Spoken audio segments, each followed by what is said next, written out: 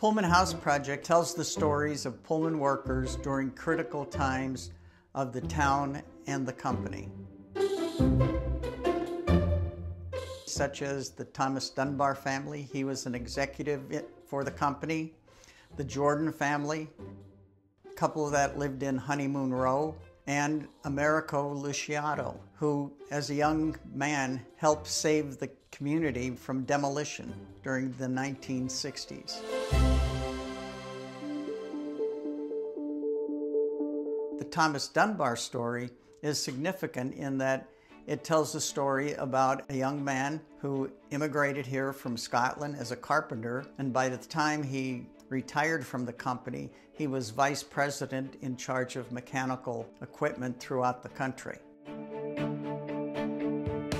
The Honeymoon Row unit is important because when Pullman was designed, it provided housing for a diverse population, everything from executives to unskilled workers, and for families of different sizes, including boarders that stayed in various locations and homes. The one that we have completed is a 2-bedroom, and it has an all-purpose room that did their cooking, they did their eating, they did their entertainment, and their family life all occurred in that room.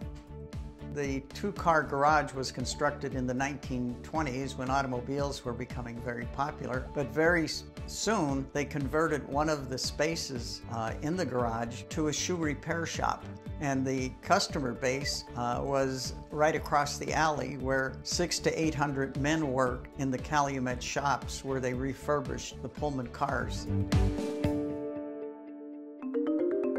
The Luciato unit is a very good story from my perspective, in that it was the home of Americo Luciato, who was a son of Italian immigrants that immigrated here in the early part of the 20th century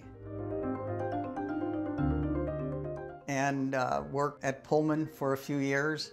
By 1960, the units in Pullman, the dwelling units or homes, were 80 years old and had experienced a lot of hard use.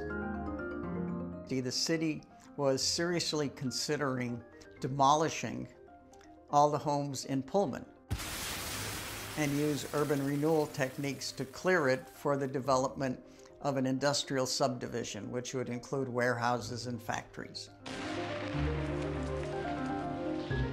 If you look over to the left here, just about 6.5 miles, is Lake Michigan and the route to the ocean.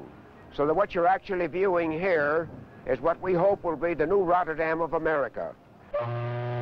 And the local residents organized and responded by starting to fix up their homes. He was the first elected president of the Pullman Civic Organization, and he was one of the major people organizing all these committees, and they were very effective in writing letters.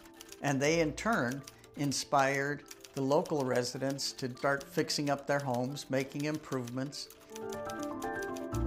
and also led a very effective clean-up, paint-up, fix-up campaign each year.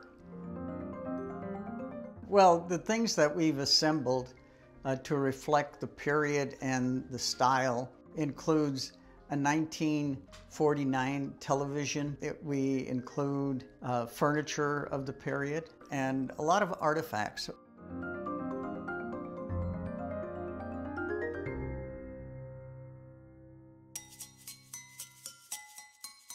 The goal of the Pullman House Project is to tell the stories about the many families that migrated and immigrated to Pullman and their success and challenges that they faced in improving their lives, their families, and also overcoming difficulties.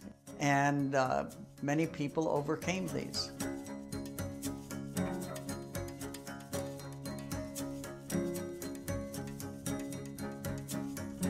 And it is a fine example of diversity by design.